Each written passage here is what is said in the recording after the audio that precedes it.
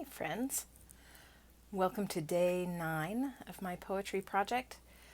Today I will be reading 2 poems by Nikki Giovanni. As always, please subscribe to my channel and please like and share this video if you like these poems.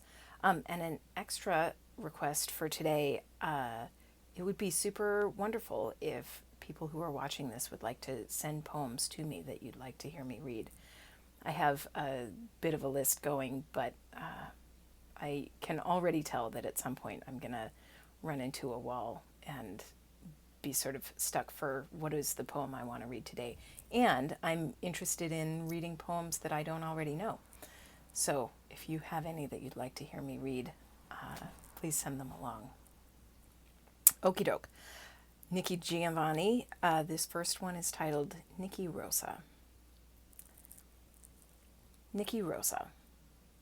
Childhood remembrances are always a drag if you're black. You always remember things like living in Woodlawn with no inside toilet. And if you become famous or something, they never talk about how happy you were to have your mother all to yourself and how good the water felt when you got your bath from one of those big tubs that folk in Chicago barbecue in. And somehow, when you talk about home, it never gets across how much you understood their feelings as the whole family attended meetings about Hollydale. And even though you remember, your biographers never understand your father's pain as he sells his stock and another dream goes. And though you're poor, it isn't poverty that concerns you. And though they fought a lot, it isn't your father's drinking that makes any difference, but only that everybody is together and you and your sister have happy birthdays and very good Christmases.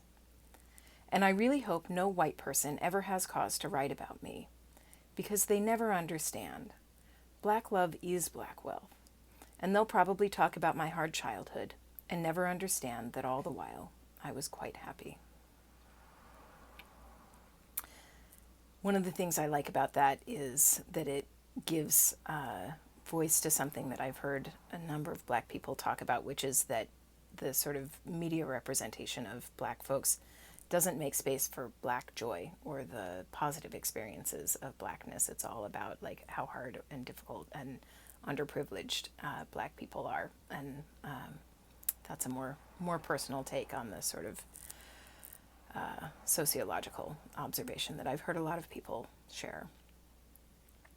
And this next poem for a lady whose voice I like.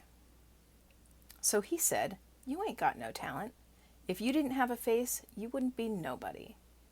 And she said, "God created heaven and earth and all that's black between them." So he said, "You ain't really no hot shit. They tell me plenty sisters take care better business than you."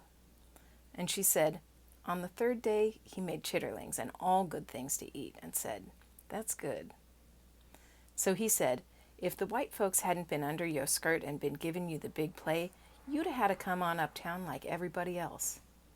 And she replied, "Then he took a big black greasy rib from Adam and said, 'We will call this Woman, and her name will be Sapphire, and she will divide into 4 parts, that Simone may sing a song.'